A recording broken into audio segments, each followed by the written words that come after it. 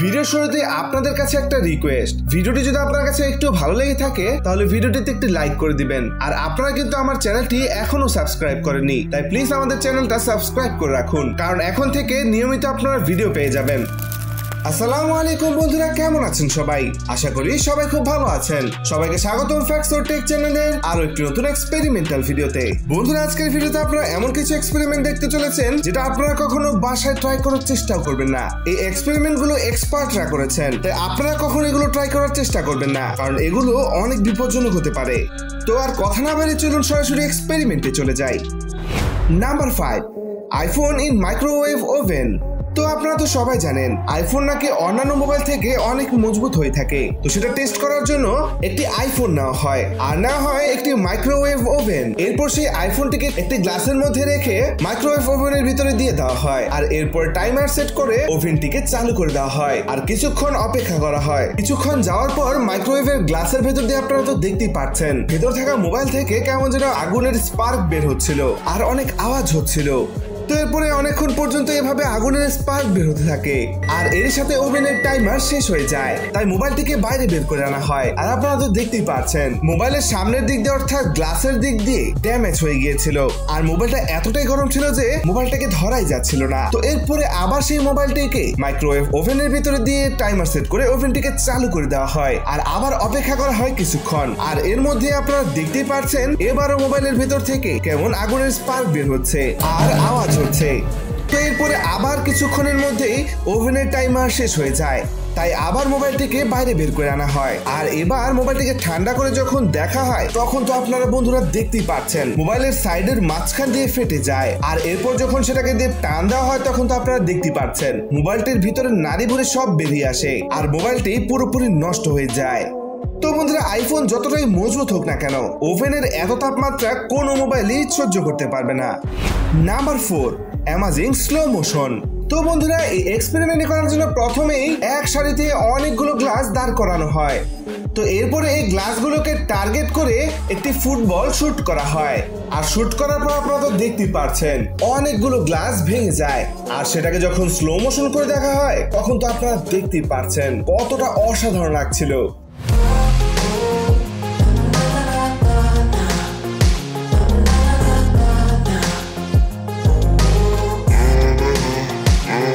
এরপরে আবার এই গ্লাসগুলোর মধ্যে একটি কাঠের টুল ছুঁড়ে মারা হয় আর এটাকে যখন স্লো মোশন করে দেখা হয় তখন সেটা দেখতে অনেক অসাধারণ লাগছিল।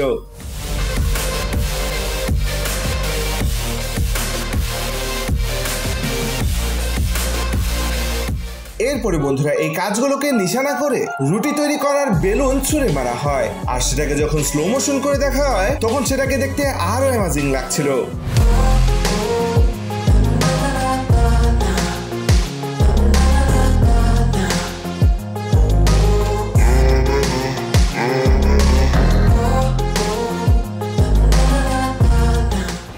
নাম্বার 3, হোয়াট ইজ ইনসাইড সুতলি বোম।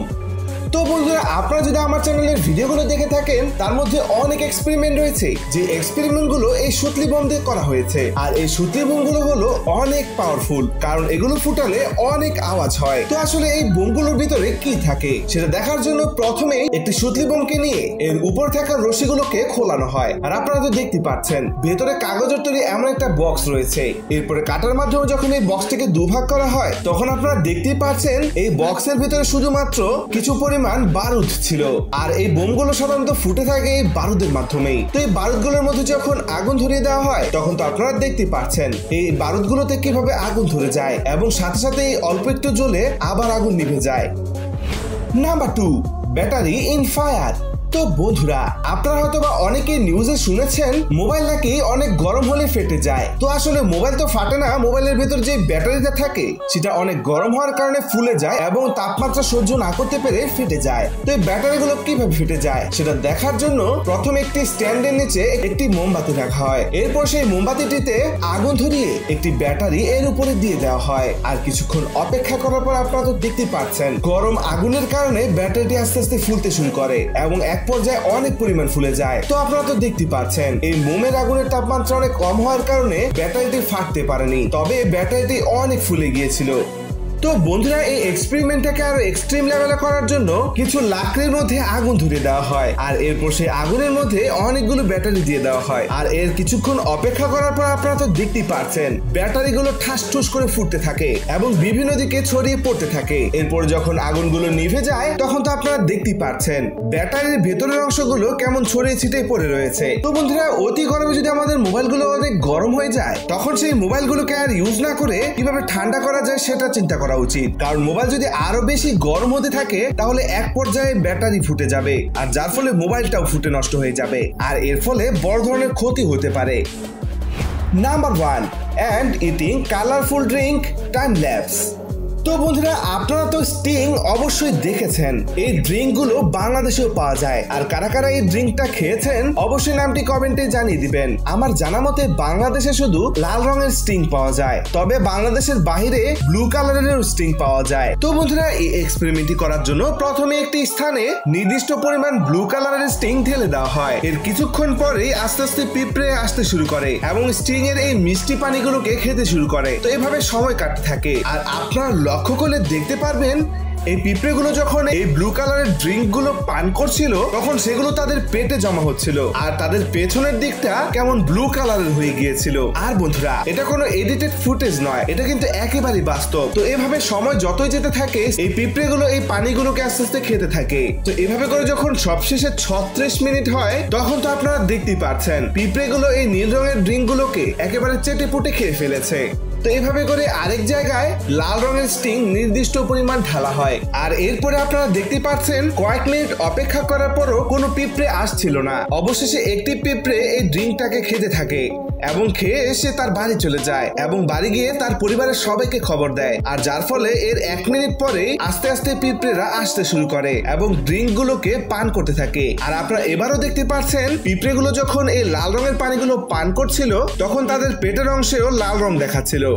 এভাবে করে 30 মিনিট চলে যায় আর আপনারা দেখতে পাচ্ছেন এই পিঁপড়েগুলো প্রায় অর্ধেকের বেশি ড্রিঙ্ক পান করে ফেলেছে। তো এভাবে করে সবশেষে যখন 56 মিনিট হয় এই পিঁপড়েগুলো এই ড্রিঙ্কটাকে চেটে পুটে খেয়ে ফেলে।